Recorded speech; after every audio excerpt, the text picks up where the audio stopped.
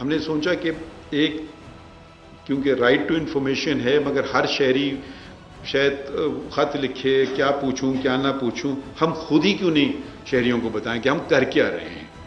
تو ہم نے ایک سہ ماہی رپورٹ، یہ پہلی سہ ماہی رپورٹ ہے پاکستان کی عدلیہ کی تاریخ میں جو سپریم کورٹ پیش کر رہی ہے، اور میں نے سوچا کہ اس سے بہتر کیا موقع ہے کہ صحافیوں کے سامنے ہی ہم اپنا احتساب شروع کر دیں. تو یہ رپورٹ آپ آن کر دیں، یہ سپریم کورٹ کوارٹرلی رپورٹ ہے 17 ستمبر سے لے کر 16 دسمبر تک. اور یہ نیچے یہ اس کا لکھا ہوا ہے لنک، کس پہ آپ ابھی 5 منٹ کے بعد یہ آپ تک اس کو آپ لنک آن ہو جائے گا. ابھی تک آن نہیں ہے، اب ہو جائے گا. تو یہ ذرا اگر آپ چلاتے رہیں آہستہ تو جلدی جلدی تو آگے بڑھیے. تو یہ ہم نے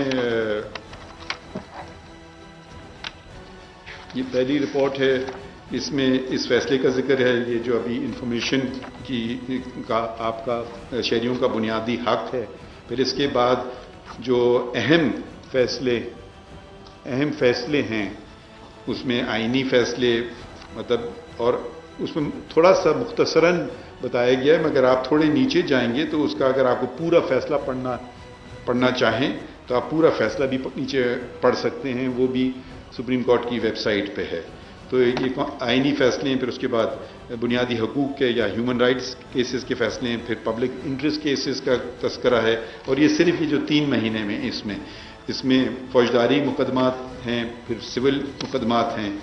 اچھا، پھر آپ صفحہ 8 پہ یہ ہم نے بتایا آپ کو کہ اسی دورانیے میں کتنے فیصلوں کا فیصلہ ہوا.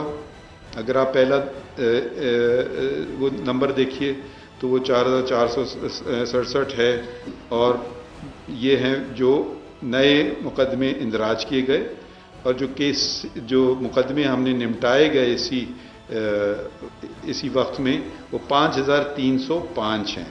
تو یعنی کہ تقریباً 850 مقدمے زیادہ نمٹائے گئے.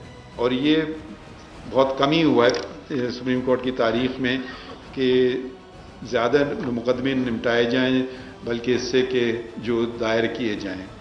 ہم سے مراد وہ تمام ادارے، وہ تمام لوگ جس میں عدالت عظمیٰ بھی شامل ہے، جو عوام کے پیسوں سے چل رہی ہے، تو وہ عوام کا ہی کے لیے بہتری کے لیے ہے، اور ان کو عوام تک رسائی ہونا چاہیے ہر معلومات کی.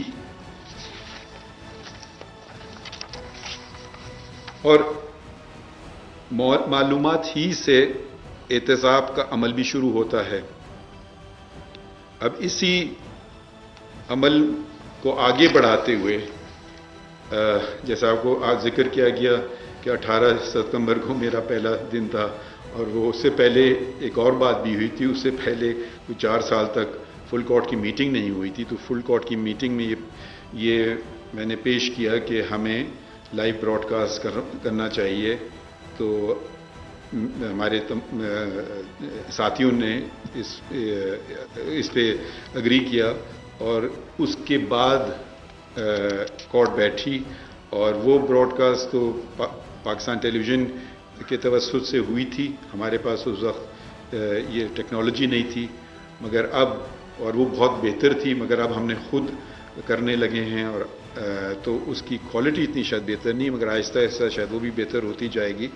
تو وہ اب ہوتے ہیں اہم کیسز، جہاں تک ہم سمجھ پا رہے ہیں اہم کیسز، ان کو ہم دکھا رہے ہیں کہ لوگ سمجھیں اور سوال اٹھائیں اگر وہ ان کو کوئی شک شبہ ہے، مگر وہ غلط فہمی کی بنا پہ کسی پر الزام کشائی نہ کریں، مگر سمجھنے کے بعد ہی ان کا حق ہے، بنیادی حق ہے. وہ یہ ضروری نہیں کہ ہر شہری کسی سے اتفاق کرے، اس کا بنیادی حق ہے کہ وہ اتفاق نہ کرے. ایک ہی ہدف ہو، اور وہ ہدف ہے کہ لوگوں کو اچھے ججز اپوائنٹ کیے جائیں جو کام کرنا چاہتے ہیں، جن کا ریپوٹیشن اچھا ہے، جو قانون اچھی طرح سمجھتے ہیں، تو اس میں میرے خیال میں دو کوئی رائے نہیں ہو سکتی ہیں. تو ایک دوسرے کو شک کی نظر سے نہ دیکھیں، مگر ایک دوسروں کو سمجھیں کہ ہاں یہ بھی ہمارا ہاتھ بٹانے آئے ہیں. تو یہ کمیٹی نے اسی طرز پہ کام کیا ہے.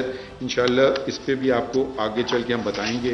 پھر اگلا ہے ہمارے کچھ انٹرنیشنل انگیجمنٹس ہوتے ہیں، کچھ ان کا تذکرہ ہے کہ آپ لوگوں کو پتہ چلے کہ یہ کچھ اور بھی ججز کو کرنا ہوتا ہے، کیونکہ دنیا سے ہم الگ نہیں ہونا چاہتے ہیں، دنیا میں رہتے ہیں، وہ ہم سے سیکھتے ہیں، ہم ان سے سیکھتے ہیں، تو ججز کے لیے بھی بہتر ہے. تو خیر میں نے حال دل تو نہیں سنایا، مگر ایک شعر سنا دیتا ہوں معین شاداب صاحب کا. صحافیوں کو کہاں حال دل سنا بیٹھے، ذرا سی بات کئی زاویوں سے لکھیں گے. تو مگر کیونکہ حال دل نہیں سنایا گیا تو یقین ہے مجھے کئی زاویے نہیں آئیں گے.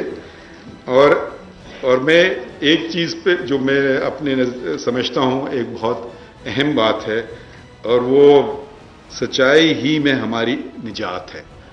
آپ اور ہمارا ہدف ایک ہی ہونا چاہیے. کبھی آپ ہم سے اگری کریں نہ کریں وہ آپ کا حق ہے، مگر ہدف میرے خیال میں اس میں کوئی فرق نہیں ہے، نہ صرف آپ کا بل ہر شہری کا.